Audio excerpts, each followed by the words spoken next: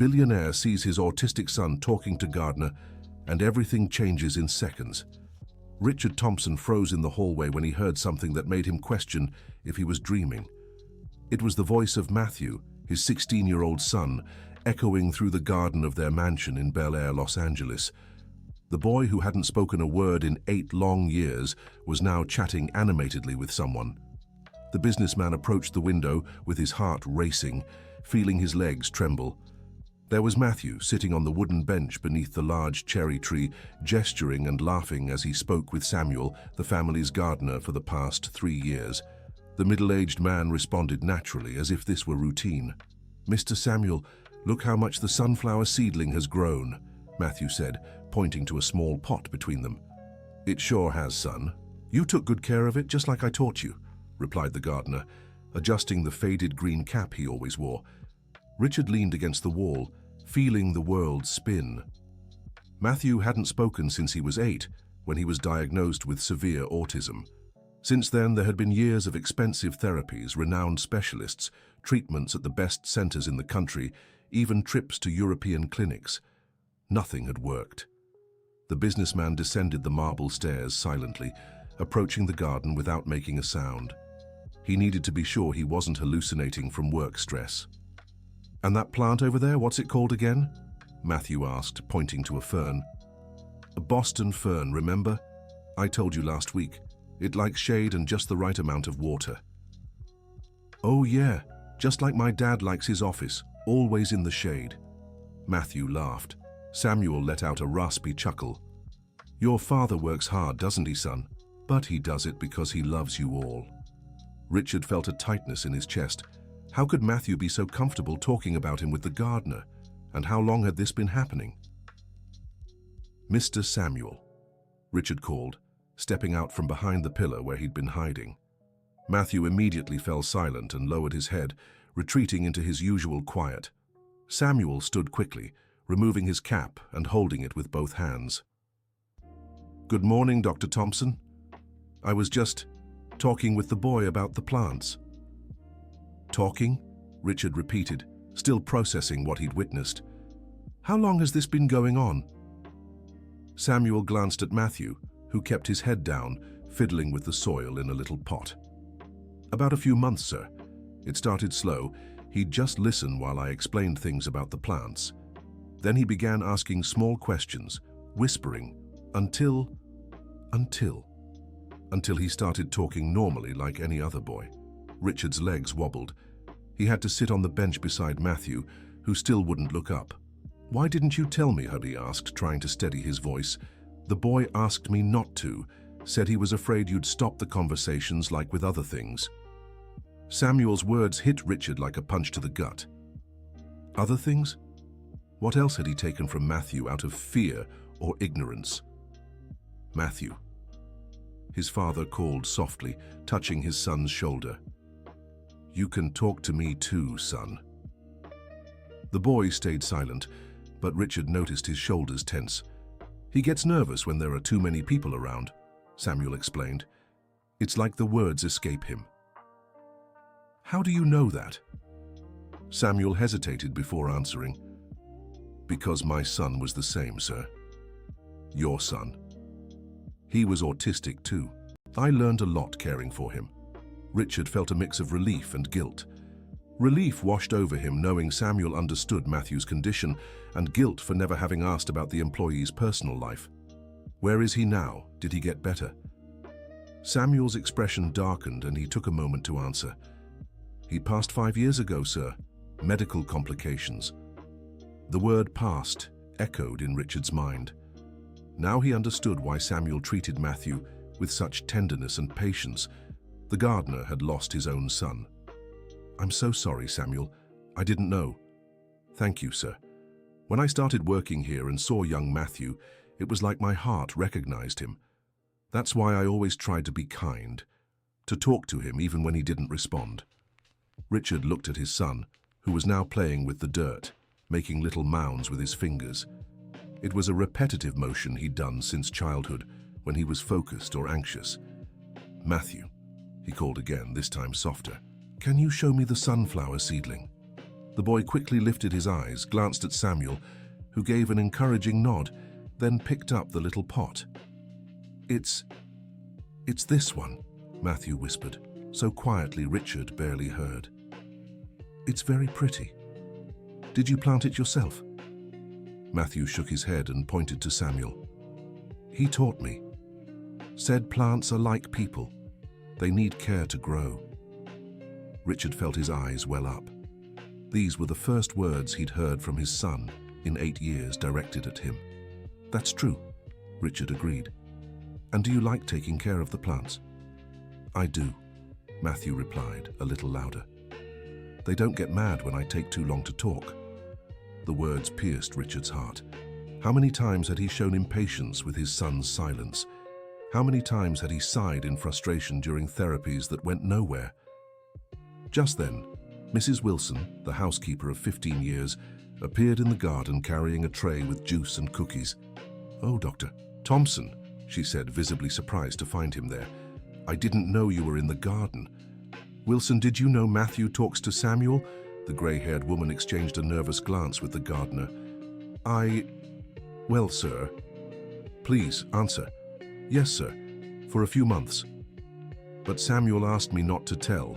Said it was important for the boy to have his own little space without pressure. Richard stood, feeling a mix of anger and confusion. So the two of you decided to hide from me that my son was speaking? Sir, Samuel stepped in, moving forward. It wasn't to hide, it was to protect. The boy told me when he tried talking to others, they'd get too excited, call doctors, run tests, and then he'd get scared and stop talking again. Is that true? Richard asked Matthew. The boy nodded vigorously. When Dr. Patel came here, she'd ask me 1,000 questions. Then I'd freeze up, Matthew explained, speaking more clearly now. Dr. Patel was the private therapist who'd come to the house 3 times a week for 2 years. A renowned professional, Richard paid a fortune. And with me and Samuel, you feel different? Different how? I don't know. Calmer? Yeah. You don't get anxious if I don't talk. Samuel even likes the quiet. He says plants stay quiet too, and that doesn't mean they're mute. Richard looked at Samuel with newfound respect. This simple man, who probably didn't even finish high school, had succeeded where the best specialists failed. Samuel, I'm sorry if I sounded harsh. I'm just surprised and grateful. Don't mention it, sir. I understand. If he were my son, I'd want to know everything too. Can you teach me how to make him feel comfortable talking to me too? Samuel scratched his thin beard, thoughtful. The secret isn't much of a secret, sir. It's just being there. No rush, no demands. The boy speaks when he feels his words are important, not when he feels he has to talk to please others. Richard reflected on that. How many times had he pressured Matthew, even without realizing it? How many times had he shown disappointment when his son didn't respond to therapies? Can I try talking to him now? Of course, sir, but if I may make a suggestion, talk about the plants first. It's his favorite subject. Richard approached Matthew, who had gone back to playing with the soil. Matthew, can you teach me about the plants? I don't understand any of this. The boy looked up, surprised. You want to learn? Yes, I do. Can you start with that fern over there? Matthew glanced at Samuel, who gave an encouraging nod. It's a Boston fern. It likes to stay in the shade, just like you in your office, said Matthew, repeating the comparison he'd made before. Richard laughed. Like me in the office? Why do you think that? 'Cause you're always there working in the dark with just the desk lamp on, just like the fern, which doesn't like direct sunlight. The observation was simple, but it showed that Matthew noticed details about his father's life that Richard hadn't even imagined. And do you think I should leave the office more? I do. Plants that stay in the shade all the time don't grow as pretty as the ones that get a little sun too. Samuel smiled discreetly. Matthew was using the plants to give his father advice, something he'd never do directly. You're right, Richard agreed. Maybe I should spend more time here in the garden with you. You should. Samuel says the garden is a place for family, not just plants. Richard felt his chest tighten with emotion. His son, who he thought barely noticed his presence, wanted his company. Then it's settled. Starting today, I'll come here every day after work. Every day? Every single day. Matthew smiled for the first time in years in his father's presence.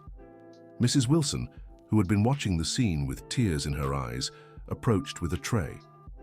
"How about a snack to celebrate?"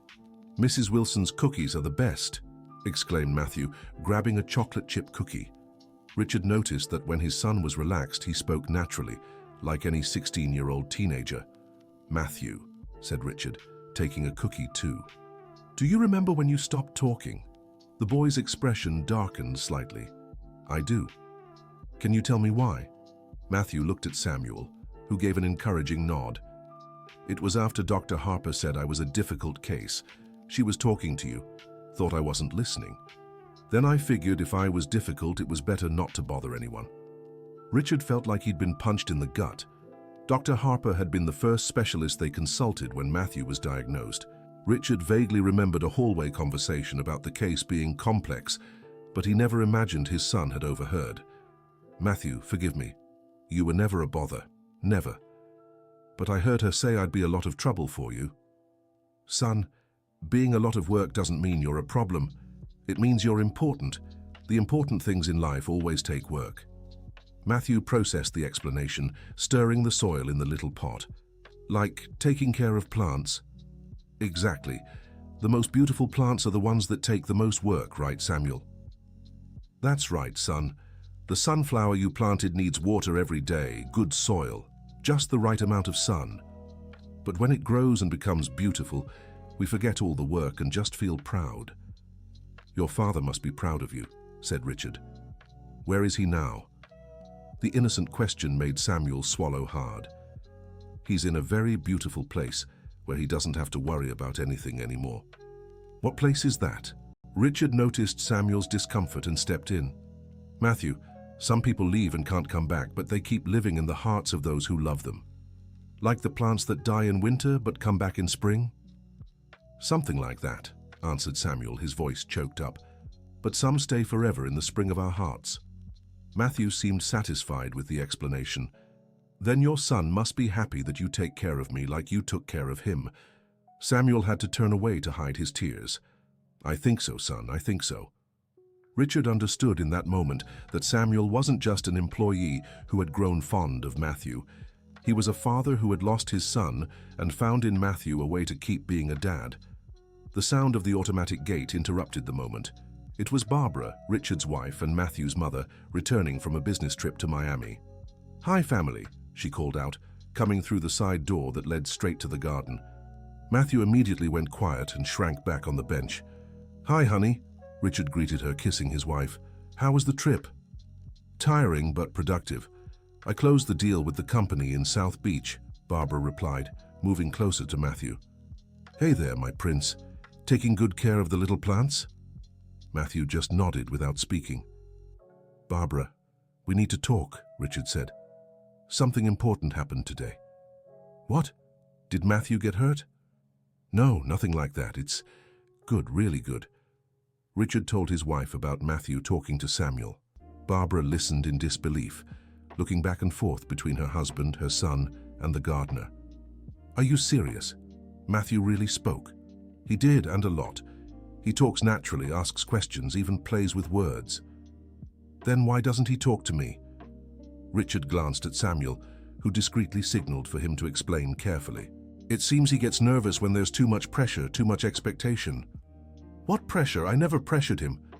"It wasn't on purpose, honey, but maybe our eagerness for him to get better created an invisible pressure." Barbara crouched in front of Matthew. "Sweetheart, can you talk to Mommy? Just one little word." Matthew looked at her, then at Richard, then at Samuel, but stayed silent. "Please, son. Mommy misses your voice so much." The insistence made Matthew stand up and run inside. "Matthew," Barbara called, starting to follow him. "Let him go," Richard said, holding his wife's arm. "Samuel just explained he needs time, no pressure." "No pressure? Richard, he hasn't spoken in 8 years. How can I not be anxious when I find out he talks to the gardener but not to me?" Barbara was visibly upset, and Richard understood how she felt. "Mrs. Thompson," Samuel said timidly. "Can I say something?" "Of course, Samuel. The boy told me he's afraid you'll be sad if he says something wrong. He thinks you're so smart, you'll notice his mistakes." "What mistakes?" "He's my son. I'd never judge him." "I know, ma'am. But kids think differently, especially special kids. They feel adults' emotions really strongly." Barbara thought about the gardener's words. "Do you think I seem impatient with him?" "It's not impatience, ma'am. It's... How can I explain? It's like you want him to get better so much that he feels responsible for fixing your sadness. Then he gets scared of disappointing you." Samuel's explanation made sense to Barbara. She really had been anxious about Matthew's progress, always researching new treatments, reading about autism, consulting specialists. And with you, he doesn't feel that pressure. With me, he knows he can stay quiet all day, and I'll still like him just the same. There's no expectation of a cure, just company. Dear listener, if you're enjoying the story, please take a moment to like and especially subscribe to the channel. It helps us a lot as we're just starting out. Now, continuing. Richard noticed the wisdom in Samuel's simple words.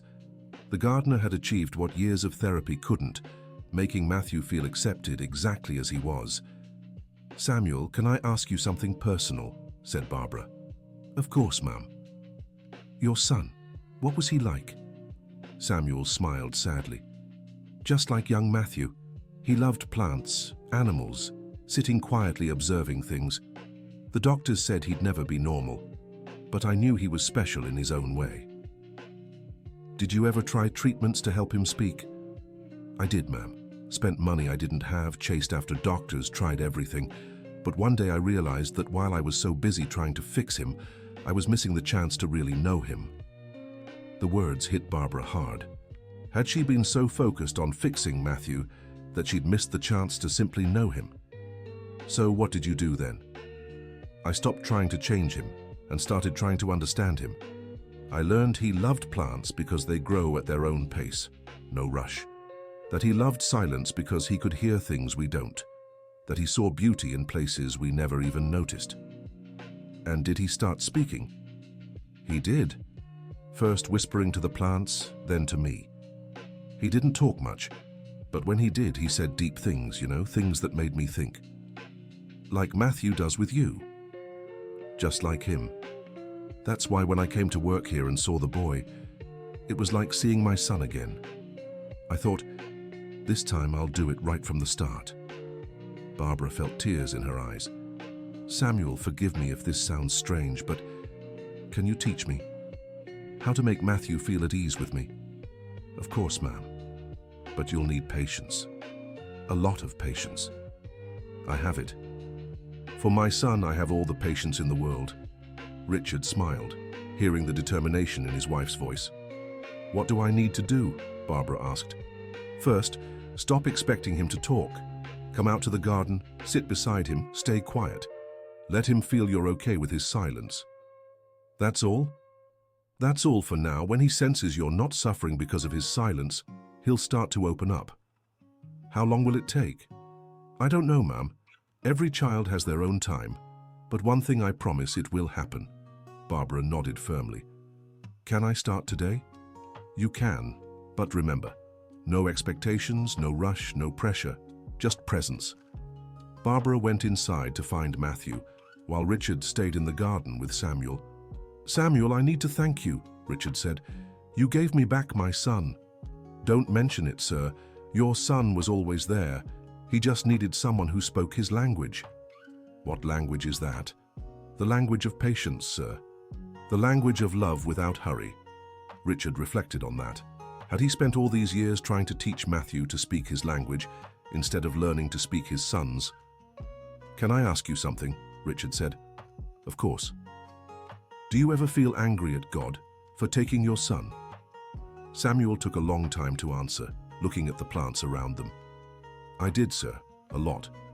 I spent years asking why it had to be him, someone so special, so pure. And now I understand my son wasn't taken from me. He was lent to me for a while to teach me about true love, and now he's helping me care for your boy." "You really believe that?" "I do, sir. It's no coincidence I ended up working in a home with a child just like my son. It's like he guided my steps here. Richard wasn't very religious, but there was something about Samuel's serenity that made him want to believe that explanation. Inside the house, Barbara found Matthew in his room, lying on the bed, hugging a teddy bear he'd gotten as a child. "Can I come in, sweetheart?" Matthew nodded yes, but didn't look at her. Barbara sat on the edge of the bed, remembering Samuel's words. No expectations, no rush, no pressure. "Your room smells nice," she commented, not expecting a reply. They sat in silence for a few minutes. Barbara resisted the urge to ask questions or start a conversation.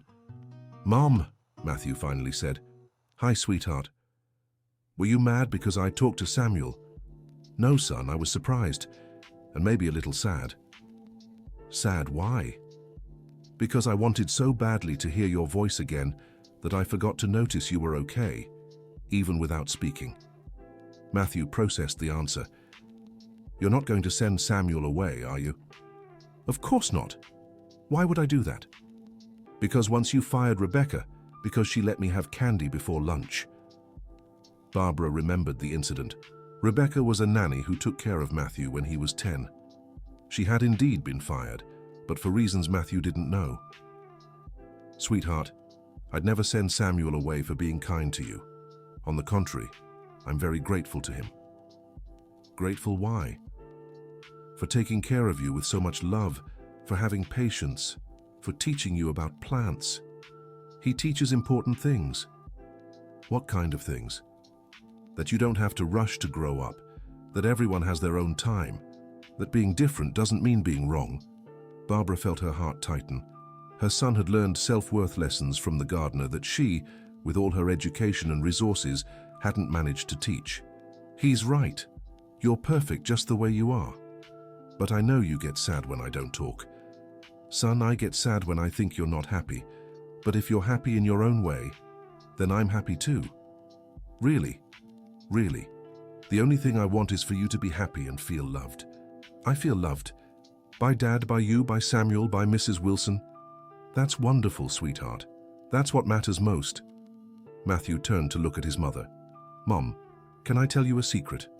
"Of course." "Sometimes I talk to myself in my room, pretending I was talking to you guys. But when you actually showed up, I froze." "Why did you freeze?" "Because I saw you getting nervous when I didn't answer. Then I got scared of saying the wrong thing and making you even more nervous." Barbara realized she'd created a cycle. The more anxious she got for Matthew to speak, the more nervous he became, and the less he could speak. "Son, forgive me if I made you nervous. I just wanted to help." "I know, Mom.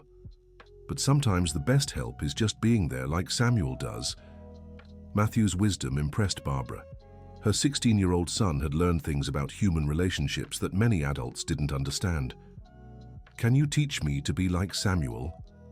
"Yes, but you have to promise me one thing." "What?" "That you won't get anxious if I don't talk all the time. Sometimes I need to be quiet to think." "I promise." "And will you promise me something?" "What?" "That you'll tell me if something bothers you, even if it's about me or your dad." "I promise." Mother and son hugged for the first time in years in a truly connected way. "Mom, want to go to the garden to see my plants?"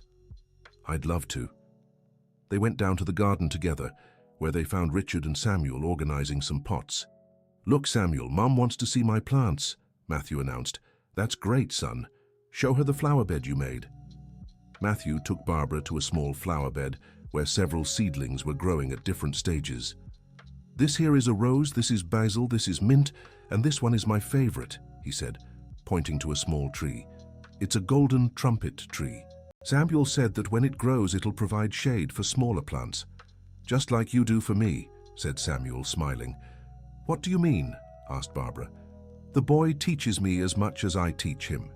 He reminds me to be patient with myself, not to rush through life." Richard watched the scene with emotion. His family was finally reconnecting, all thanks to a simple man who had lost his own son. "Samuel," said Richard, "what time do you usually finish work?" 5 in the evening, sir." "Why?" "Starting today, I want you to stay until 6. Richard felt the urge to be more involved in Matthew's routine with the plants. "You don't have to pay me overtime, sir." "I will. And there's one more thing. I want you to live here." "What do you mean?" "We have a guest house in the back that we don't use. You can live there if you'd like. That way you'll be closer to Matthew and he'll feel safer." Samuel fell silent, visibly moved. "Sir, that's very generous, but what? I don't want you to think I'm trying to take the boy's father's place. Samuel, you're not taking my place. You're teaching me how to be a better father." "It's true," agreed Barbara. "You've taught us more about our own son in one afternoon than we've learned in years." Matthew tugged at Samuel's shirt. "Say yes, Mr. Samuel. Then we can take care of the plants early in the morning when they're at their prettiest." "Well then, I accept. Thank you for your trust." "We're the ones who should thank you," said Richard. "You saved our family." That night at dinner, Matthew spoke more than he had in 8 years. He talked about the plants, the birds that visited the garden, the gardening book Samuel had lent him. "Dad," Matthew said in the middle of dinner. "Yes, son? Why do you work so much?" The question caught Richard off guard. "To give you a good life." "But you already have. We have a home, food, clothes." "Food? What else do we need?" "Well, financial security, education, healthcare. But we already have that. What we don't have is you." Matthew's words struck Richard deeply. He had spent years working to provide the best for his family, but had forgotten to give the most important thing: his presence. "You're right, son. I'll start working less and spending more time with you." "Promise?" "I promise." "And you, Mom?" Matthew asked Barbara. "What about me?" "You travel a lot for work too." Barbara thought about it. It was true. Over the years, she had thrown herself into her career, partly as an escape from the frustration of not connecting with her son. "You're right, sweetheart. I'll travel less too. So we can do more things together." "Lots of things," Richard assured. "Can I teach you how to plant?" "Of course," the parents answered in unison. Matthew smiled, and in that smile, Richard and Barbara saw the son they had lost years ago, finally coming home. After dinner, the family gathered in the living room. Matthew sat on the floor as he always did, but this time he started talking spontaneously. "Dad, can I ask you something about your work?" "Sure, son." "Why do you get mad when someone calls on the weekend?" "Because weekends are for resting, for being with family." "But you always answer anyway." Richard realized the contradiction in his behavior. "You're right. From now on, the work phone stays off on weekends." "Really? Really? And you, Mom? Can you stop taking your laptop to bed?" Barbara laughed. She hadn't realized Matthew noticed those details. "Yes, I can. Starting tonight, no more work after 8 o'clock. Yay! Then we can watch a movie together." "What kind of movies do you like?" asked Barbara. "Documentaries about plants and animals. Mr. Samuel showed me some on his tablet." "Documentaries?" Richard was surprised. "Yeah, I like learning new things. Did you know there are plants that only bloom at night?" "I didn't. And some that eat insects, and others that live for over 1,000 years. Matthew's enthusiasm while talking about plants was contagious. Richard realized his son had a sharp intelligence. It just expressed itself differently than usual. "Son, have you ever thought about studying plants when you grow up?" "Botany?" "Yeah, I have. Mr. Samuel said there are colleges that teach about plants, but I don't know if I'm smart enough." "Matthew," Barbara said firmly, "you're very smart, just in a different way." "What do you mean?" "Some people are smart with numbers, some with words, some with people, and you're smart with nature." Mr. Samuel said the same thing. He's right. And you know what else? The world needs smart people like you who understand plants and animals. Matthew grew thoughtful. "If I study hard, can I become a plant scientist?" "You absolutely can," Richard assured him. "And your dad will help you study whatever you need." "Me too," Barbara added. "We'll be your support team, like Mr. Samuel is, like Mr. Samuel is." That night, when Matthew went to sleep, Richard and Barbara talked about the extraordinary day they'd had. I can't believe our son has been speaking for months and we didn't know, Barbara said. It's surreal, but at the same time it makes sense. We were so focused on trying to make him talk that we forgot to create an environment where he felt comfortable speaking. Mr. Samuel is an angel, Richard. He really is. To lose his own son and still have the strength to care for ours with so much love, it's a generosity I don't know if I'd have. And the worst part is, we didn't even know his story. He's worked here for 3 years and we never asked about his personal life. Right, we treated him like just an employee, when in reality he was so much more than that. He was being the father Matthew needed, while we were being the parents we thought he needed. Richard reflected on the difference. You know what amazes me the most? What? His wisdom. A simple man, probably without much education. Yet he understands the human heart better than many psychologists we've consulted. It's true. And Matthew recognized that. Kids have that intuition. They know who truly cares about them. Barbara, I've been thinking about something. What? We could use our influence, our resources, to help other families going through what we went through. How? I don't know, maybe create a support center, hire people like Mr. Samuel who have real experience with autism. Richard, that's a brilliant idea. You think so? I do. We spent a fortune on treatments that didn't work, while the solution was right here at home, free, in the heart of a man who just wanted to help. Tomorrow I'll talk to Mr. Samuel about it. Maybe he has ideas on how we can help other families. And I'll look into social projects in the autism field. Maybe we can do something truly useful. The next day, Richard woke up earlier than usual and went straight to the garden. He found Mr. Samuel already working, watering the plants in the soft morning light. Good morning, Mr. Samuel. Good morning, sir. What a surprise to see you here so early. I wanted to talk to you about an idea. What idea? Richard shared the possibility of creating a project to help other families with autistic children. You want to help others? Asked Samuel, moved. I do, but I need your help. You understand these things much better than I do. Sir, it would be an honor to help. So many families out there are suffering, thinking there's no way out. Do you know other families? Yes, I do. In the community where I lived, there were a few cases. Parents get desperate, not knowing what to do. And do you think the method that worked with Matthew could work with other children? I believe so, sir. Of course, every child is different, but the principle is the same: patience, love, acceptance. Samuel, would you be willing to lead a project like this? Lead? Yes. Teach other caregivers, guide families, share your experience. Samuel fell silent for a moment, absorbing the proposal. Sir, I barely know how to read properly. How am I supposed to lead anything? Samuel, you don't need to read to teach about love. You don't need a degree to teach patience.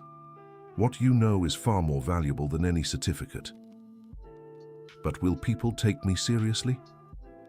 If they see the results you achieved with Matthew, they will. At that moment, Matthew appeared in the garden, still in his pajamas. Good morning, Dad. Good morning, Samuel. Good morning, son. You're up early today. I dreamed about the plants and wanted to check if they were okay. Matthew approached the pots and began inspecting each one, touching the soil to feel the moisture. This one needs water, he said, pointing to a Boston fern. How do you know? Asked Richard. The soil is dry and the leaves are a little droopy. Plants talk to us, just not with words. And how do they talk? They show us. When they're thirsty, they droop. When they're happy, they're vibrant. When they're cold, the leaves turn yellow. Richard was impressed by his son's observation skills. Son, I was talking with Samuel about helping other families who have special children like you. What do you think? I think it's amazing. There must be so many kids who feel as sad as I did. You were sad? I was. I thought I was wrong, that I'd never be normal. And now? Now I know I don't have to be like others to be happy. Everyone has their own way of being special. Samuel smiled proudly. That's exactly what I tried to teach him, sir. And you succeeded. Matthew, Would you be willing to help other children too? How? By showing them they can be happy even if they're different, teaching them about plants, about patience. I'd love to. I can teach everything Samuel taught me. Richard was moved by his son's enthusiasm to help others. Then it's decided. We'll create this project. What will we call it? Asked Matthew. Richard and Samuel exchanged glances. What name do you suggest? Richard asked his son. Matthew thought for a moment. Garden of Hope, because in this garden, I learned to have hope again. Garden of Hope, Samuel repeated. Perfect. Just then, Barbara appeared in the garden with a breakfast tray. Did you decide to have a morning meeting? She teased. We're planning a social project, Richard explained. What project? Richard shared the idea for the Garden of Hope. Barbara was thrilled. I want to be part of it too. I can handle the administrative and financial side. And I can teach other moms to be patient, said Matthew, because I know how hard it is when you feel different. The family had breakfast in the garden, planning the project's details. It was the first time in years they felt truly united by a common purpose. Samuel, Barbara said, can I ask you a personal question? Of course, ma'am. How did you cope with losing your son? How did you find the strength to go on? Samuel took his time answering, stirring the soil in a little pot. It was very hard, ma'am. For the first few months, I didn't even want to get out of bed. I thought there was no point in living without him. What helped you? One day I was at the cemetery talking to him when an elderly lady approached me. She said something that changed my life. What was it? She said, my son, the best way to honor those we love is to keep spreading the love they planted in our hearts. Barbara felt her eyes well up. And that's what you did with Matthew? Yes. When I saw him quiet and alone, I remembered my son.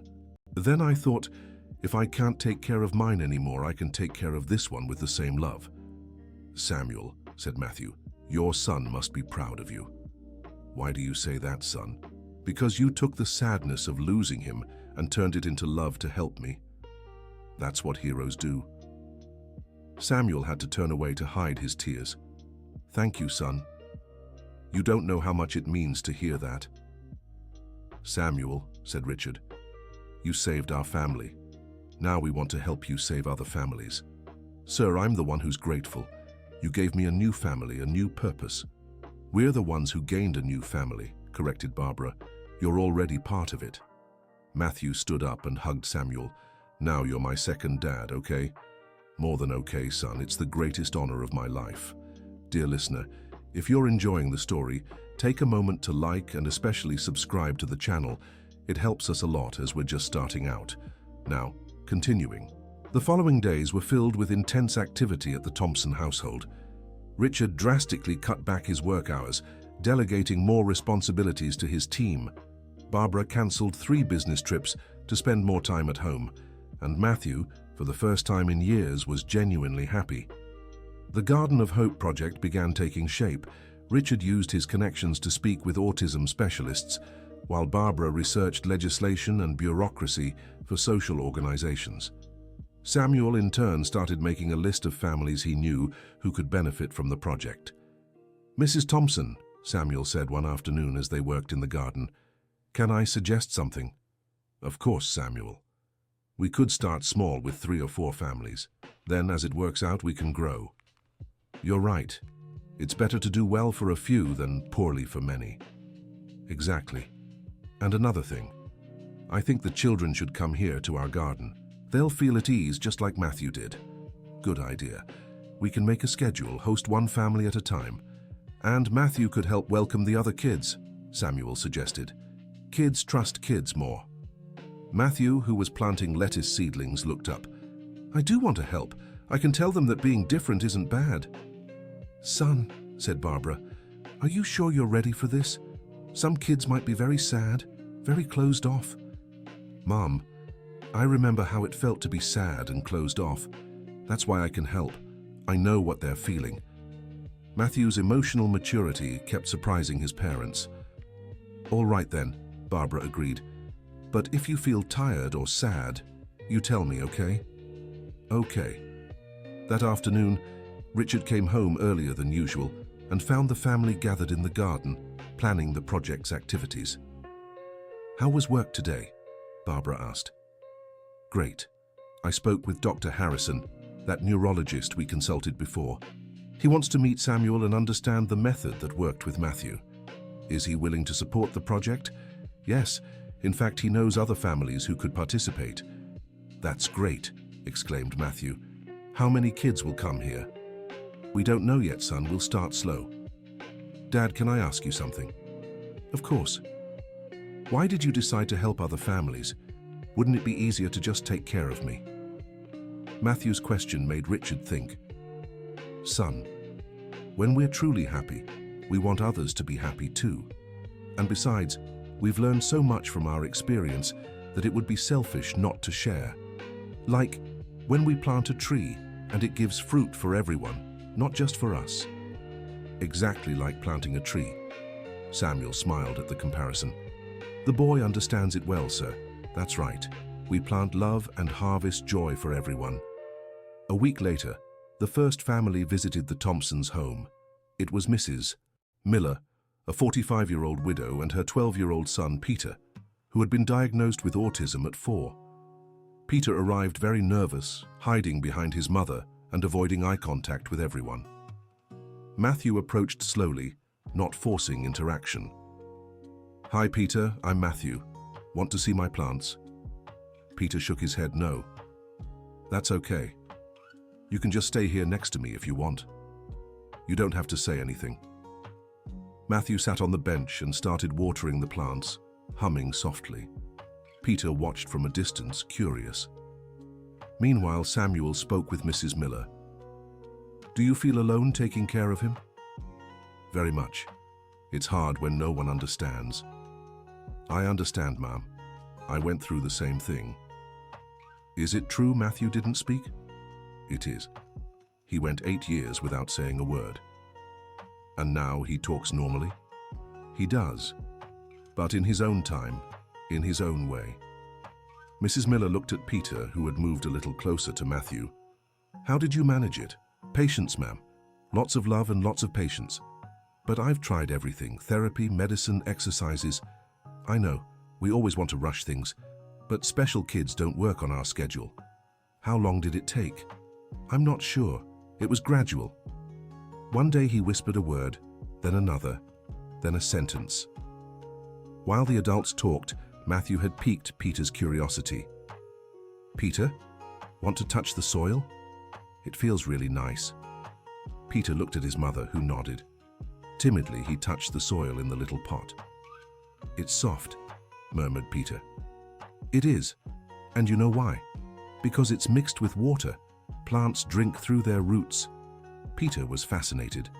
"What do you mean, drink?" "Like this." Matthew took a small cup of water and poured it slowly into the soil. "See how the soil absorbed it? The plant is drinking." "And do they get thirsty?" "They do. When they're thirsty, they get droopy." Peter listened carefully to every word.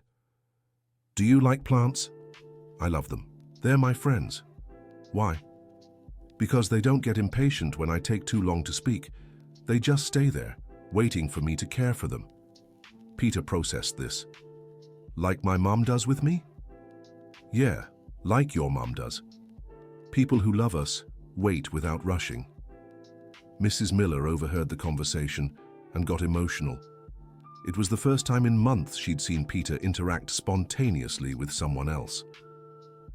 "Matthew," said Peter, "can I plant one too?" "Of course. What do you want to plant?" "Can it be one that turns into a tree?" "Sure. How about a little golden trumpet tree? It takes a while to grow, but it gets really pretty." "How long does it take?" "A few years, but while it grows, we'll take care of it, water it, talk to it." "Talk to it?" "Yeah, I always talk to my plants. I tell them about my day, what I learned." "And they listen?" "I think so. They always look prettier after I talk to them." Peter smiled for the first time since arriving. "Can I talk to them too?"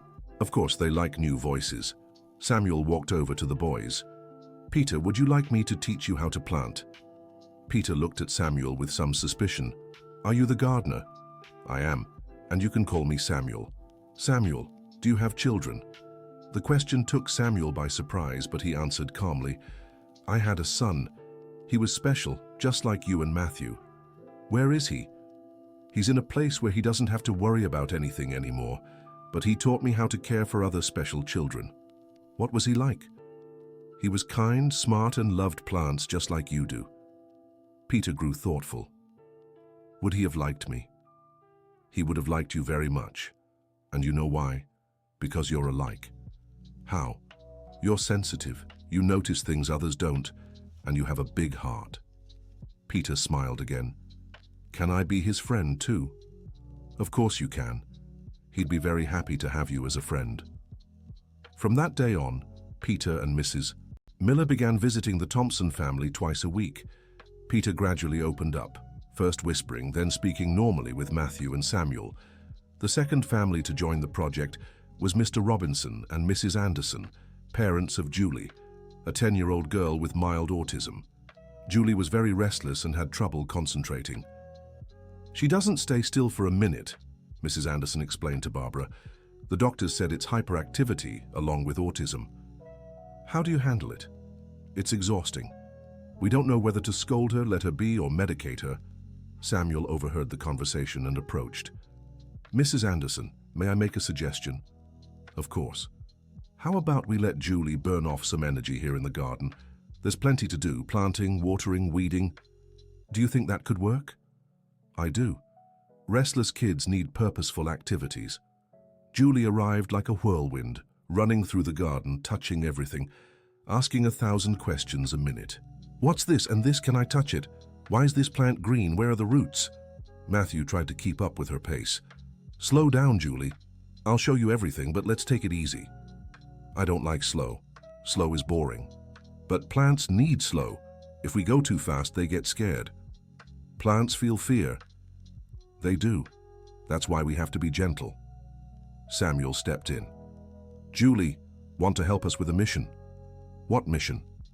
We need to plant 10 tomato seedlings, but it has to be done very carefully or they won't grow. I can be careful. Then come here. First, we prepare the soil. Samuel managed to channel Julie's energy into productive tasks. She planted, watered, and organized tools, always under supervision. Samuel, Julie said after an hour of activity, why do I feel calmer here? Because here, you can be yourself without anyone telling you to stop. But you tell me to be careful. That's not telling you to stop. It's teaching you how to do things right. What's the difference? When we tell someone to stop, it's because they're bothering us. When we teach them how to do things right, it's because we care. Julie processed the explanation. Do my parents care about me? Of course they do. That's why they brought you here. Then why are they always so tired with me? Because they didn't know how to help you use your energy in a good way. Now they'll learn. The third family was the most challenging. Christine, a 28-year-old single mother, and her 14-year-old son, Brian, who had severe autism and episodes of aggression. He breaks things when he gets upset, Christine explained to Richard. I don't know what to do anymore. Does he hurt anyone?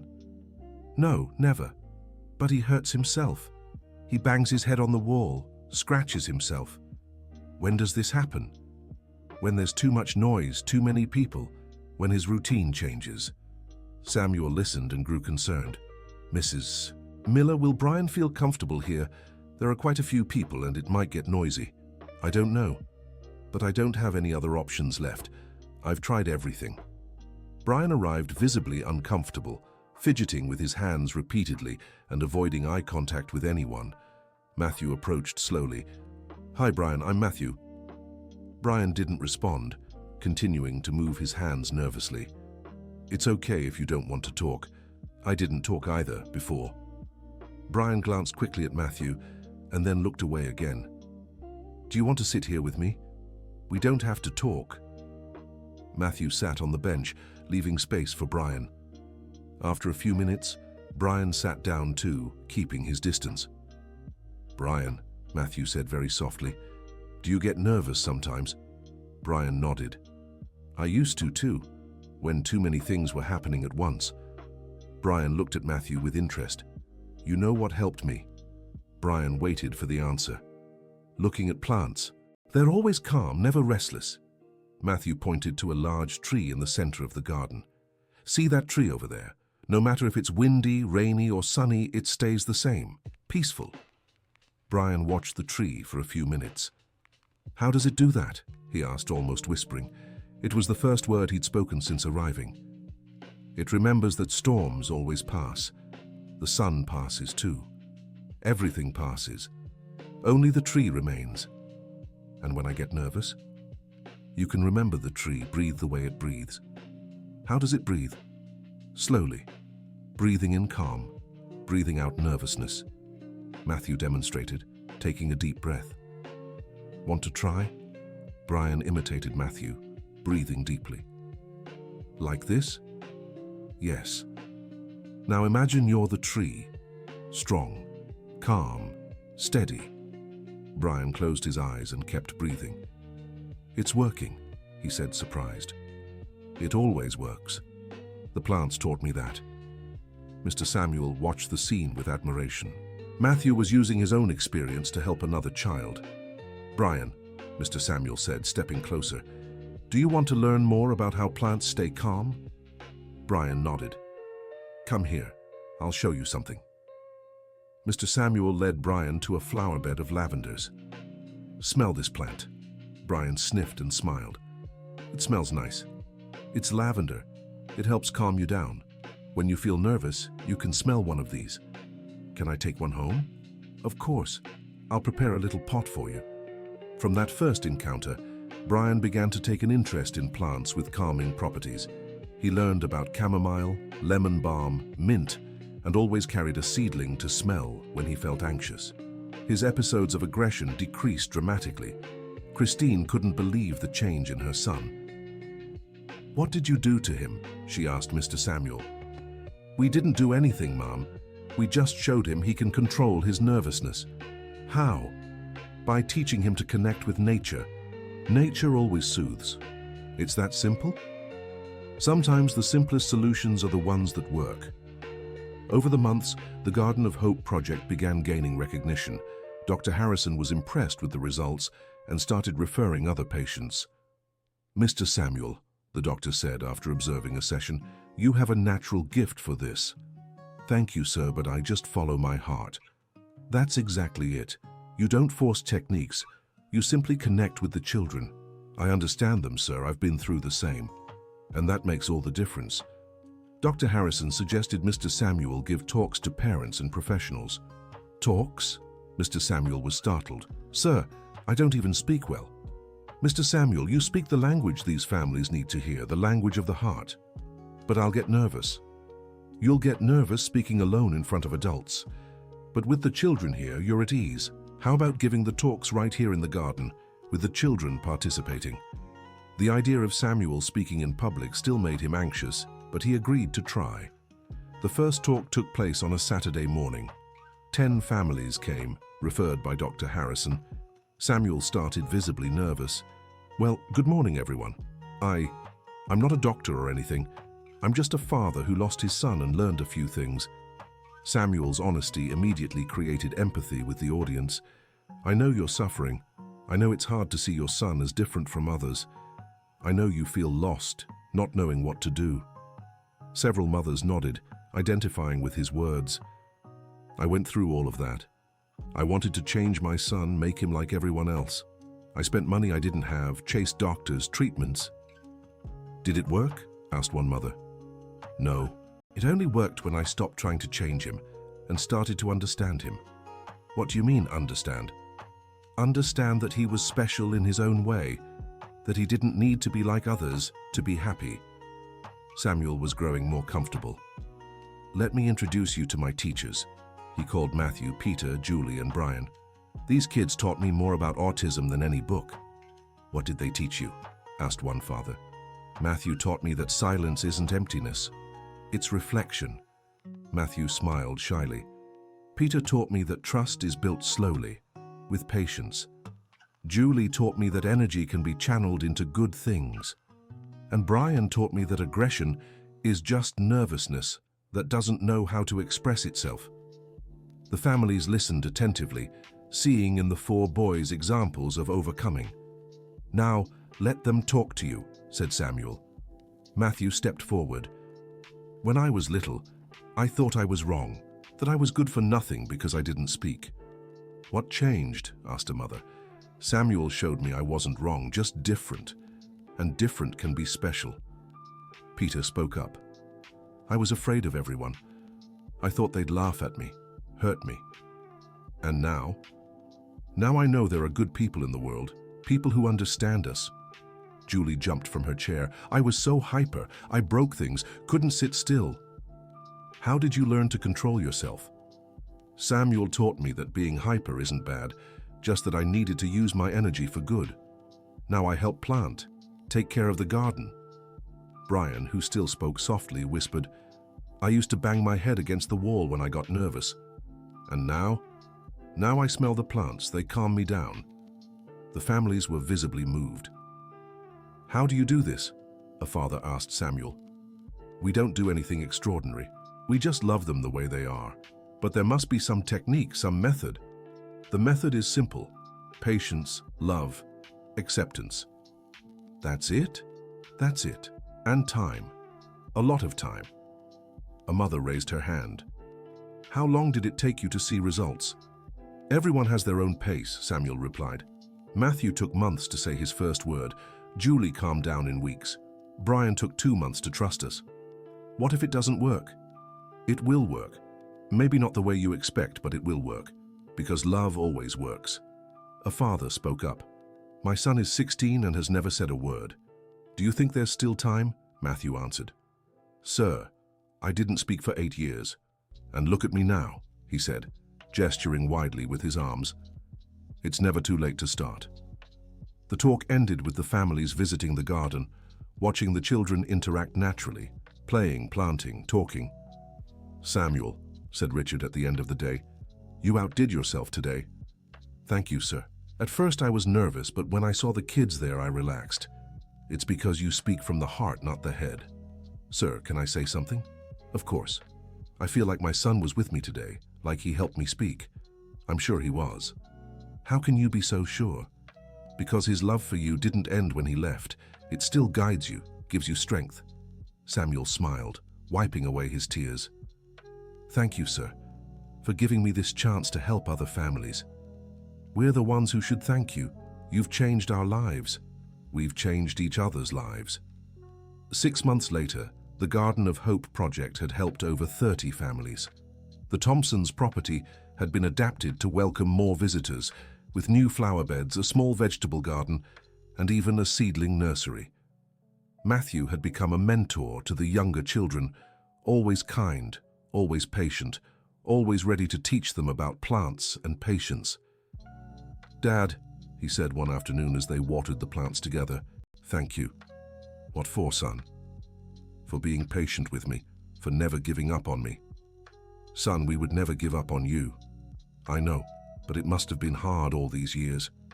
"It was hard, yes, but it was worth it. Every second was worth it." "Dad, can I tell you something?" "Of course." "I always heard you talking, even when I didn't answer. I knew you loved me." "Then why didn't you speak?" "Because I was afraid that if I did, you'd realize I wasn't as special as you thought."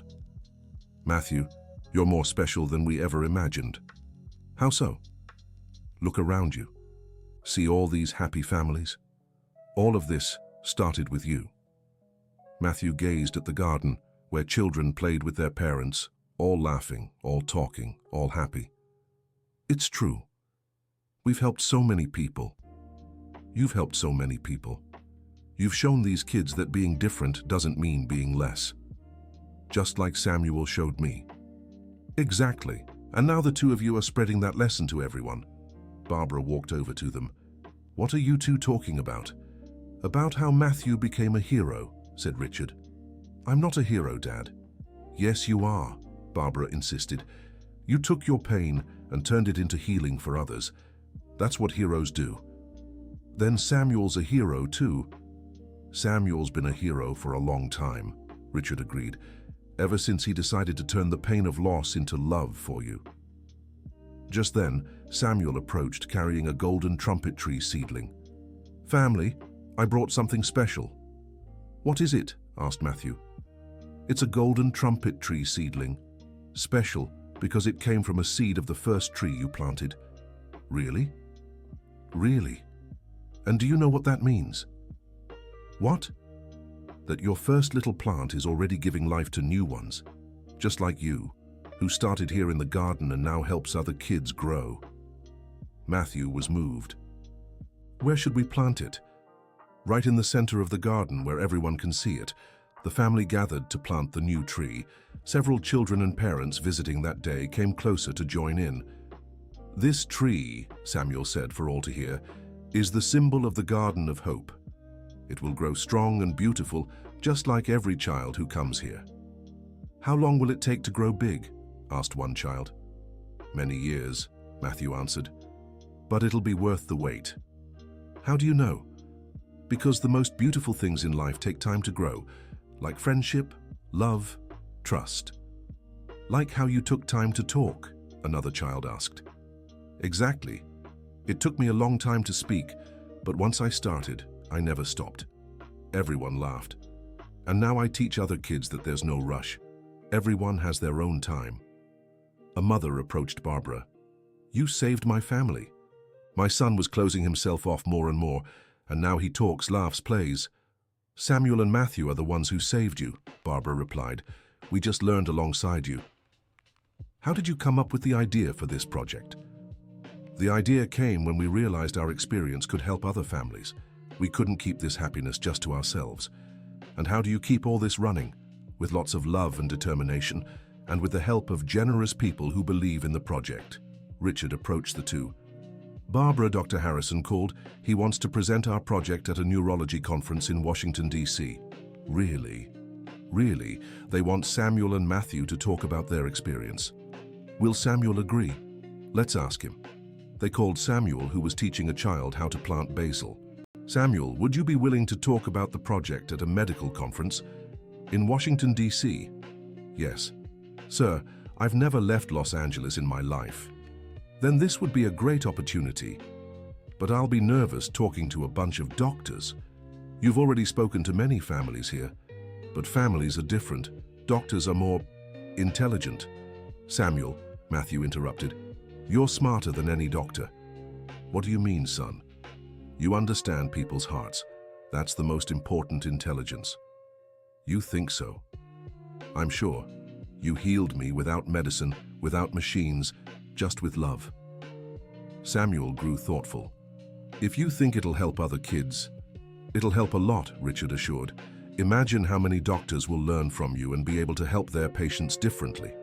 Then I'll go. But will Matthew come with me? Of course, Matthew exclaimed. We're a team. That's right, Samuel agreed. We're a team. The trip to Washington, D.C. was the first time Matthew had left Los Angeles. He was fascinated by the scenery during the flight, asking 1,000 questions about the clouds, the cities below, the different types of vegetation. Dad, look at all those trees, he exclaimed, gazing out the window. They're different from ours, right? They are. Samuel, do you know what trees those are? Some I know, son. Those over there look like eucalyptus trees. Those others are probably pine trees. When we get back, can we plant some different ones in our garden? Of course. It'll be good to have variety. At the conference, Samuel and Matthew were treated like celebrities. Doctors, psychologists, and therapists wanted to learn about the method that had worked so well. Doctors, Samuel began in front of an audience of 200 people. I'm not here to teach you anything. You know much more than I do. The audience smiled, charmed by Samuel's humility. I'm here to share what a desperate father learned from his special son. What did you learn? A doctor asked. I learned that love heals more than medicine, that patience works better than pressure, that acceptance is more effective than trying to change. But doesn't that contradict conventional treatments? It doesn't, ma'am. It complements them. Medicine cares for the body. Love cares for the soul. Matthew asked to speak.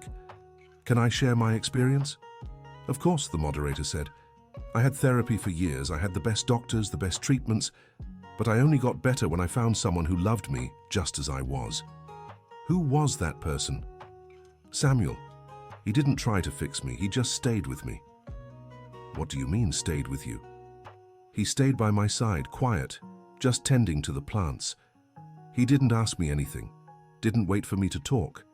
He was just present. And that made you feel comfortable enough to speak? Yes, because I realized he liked me as I was, not as he wanted me to be. A psychologist raised his hand. Matthew, do you have any advice for doctors who treat autistic children? I do. Don't rush. We're not broken, just different. And different isn't wrong. The audience gave a standing ovation. And one more thing, Matthew continued. Ask the child what they like, not just what they struggle with. I like plants, and it was through plants that I learned to communicate. After the presentation, several doctors approached Samuel and Matthew. Can you teach me this method? Asked a therapist. It's not a method, ma'am, explained Samuel. It's love. And love isn't taught, it's felt. But there must be some technique. The technique is being present, that's all. And how long does it take? As long as it needs to, replied Matthew. Every child has their own pace. Do you have any materials, any manuals? No, Samuel laughed. Our manual is the children. They teach us every day. A neurologist stepped forward. Samuel, you don't have medical training, but your results are impressive. How do you explain that? Sir, I had the best teacher in the world, my own son. He taught me about autism firsthand, day by day. And did that make a difference? All the difference. When you live through something, you understand it in a way no book can teach. Would you consider creating a course, a training based on your experience? Samuel looked at Richard, who had been listening to the conversations. Dr. Thompson, what do you think? I think it's an excellent idea. We could create something right in our own garden. How would it work? Doctors, therapists, and families would spend a few days with us, experiencing the method firsthand. With the children participating? Exactly. The children would be the teachers. Matthew grew excited. Dad, does that mean our garden will become a school? Something like that, son. That's so cool. Her school where special kids teach the adults. The idea quickly took shape. Back in Los Angeles, Richard, Barbara, and Samuel began planning what they called the Garden of Hope experience. How will it work? Asked Barbara. Small groups, suggested Samuel. No more than 10 people at a time so we don't overwhelm the children. And how long? 1 week. 5 days for them to understand how we work. And what will they do? They'll take part in the children's daily routines, planting, watering, talking, playing. No formalities, just natural interaction. The first group for the experience arrived 3 months later. It included 8 healthcare professionals from various cities across the United States. Welcome to the Garden of Hope, said Samuel, greeting them. Here, you'll meet our real teachers. He introduced the children who regularly participated in the project. Matthew, Peter, Julie, Brian, and 6 others who had joined the group. Doctors, said Matthew. Did you come here to learn about autism? We did, replied a psychologist. Then let's go to the garden. That's where we teach best. For 5 days, the professionals lived the children's routine. They planted, watered, grew seedlings, and talked about plants, feelings, and dreams. This is revolutionary, remarked a neurologist on the 3rd day. The children are teaching us about nonverbal communication, patience, empathy. And the most amazing part, added a therapist, is that they do it naturally without forcing anything. Because it's not a technique, Samuel explained. It's a way of being. On the last day, the professionals shared their reflections. I've completely changed how I care for autistic children, said one doctor. I've learned that silence isn't absence, it's presence. I learned that every child has their own timing, commented a psychologist. And respecting that timing is more important than rushing results. And I learned that love heals more than any medication, concluded a therapist. Samuel smiled, moved. Thank you, doctors. You honor me with your words. We're the ones who should thank you, replied the neurologist. You've taught us the medicine of the heart. 2 years later, the Garden of Hope had become a national model for compassionate care for autistic children. Samuel had trained dozens of professionals who took the method back to their own cities. Matthew, now 18 years old, decided to study biology with a specialization in botany. Dad, I want to study plants so I can help even more children, he said. Are you sure? I am. I want to understand scientifically why plants calm people down. And after that, then I want to come back here and teach other kids, but with scientific knowledge too. Son, I'm so proud of you. Why? Because you turned your differences into a gift to help others, just like Samuel did. Exactly. You both are examples of overcoming. Samuel, now nationally recognized, remained simple and humble. Dr. Thompson, he said one afternoon while pruning rose bushes, can I ask you something? Of course, Samuel. When I get too old to work, will you promise to keep the project going? Samuel, you still have many years of work ahead. I know, sir, but it's good to know the project will continue. Not only will it continue, but it'll grow. Matthew already said he wants to take over when he graduates.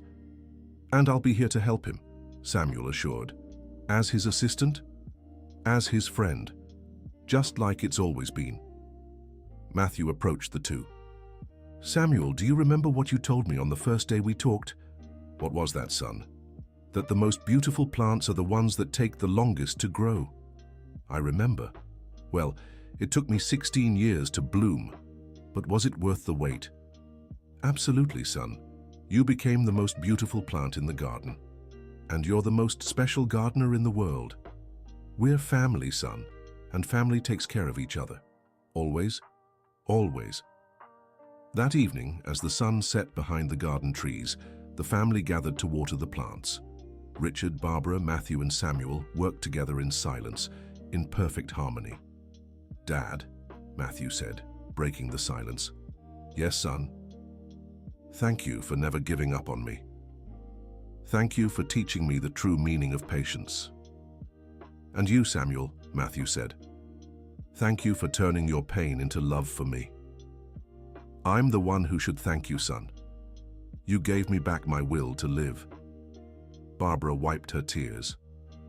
Thank you all for teaching me that a perfect mother isn't the one with a perfect child, but the one who loves her child just as they are. We're a special family, Richard said. Why special? Matthew asked. Because we've learned that different isn't a flaw, it's a gift. And that love doesn't rush, Samuel added. And that together we're stronger, Barbara concluded. The garden was quiet, with only the sound of running water and birds singing. It was a peaceful silence, filled with love, hope, and gratitude. Dad, Matthew whispered. Yes, son? I'm happy. Me too, son. Me too. And so, as the sun set on the horizon, the family that had once been lost in silence found their way back to love through nature. The Garden of Hope would keep blooming, spreading seeds of love and patience to all the families who came seeking a miracle and discovered that the real miracle had always been within them. End of story. Now tell me what you thought of this story and where you're watching from. Do you have a similar experience to share? Leave your honest thoughts in the comments about how love and patience can transform lives. Which part moved you the most? I'd love to hear your opinion. Thank you so much for being here. Don't forget to like and, most importantly, subscribe to the channel so you don't miss other touching stories like this one.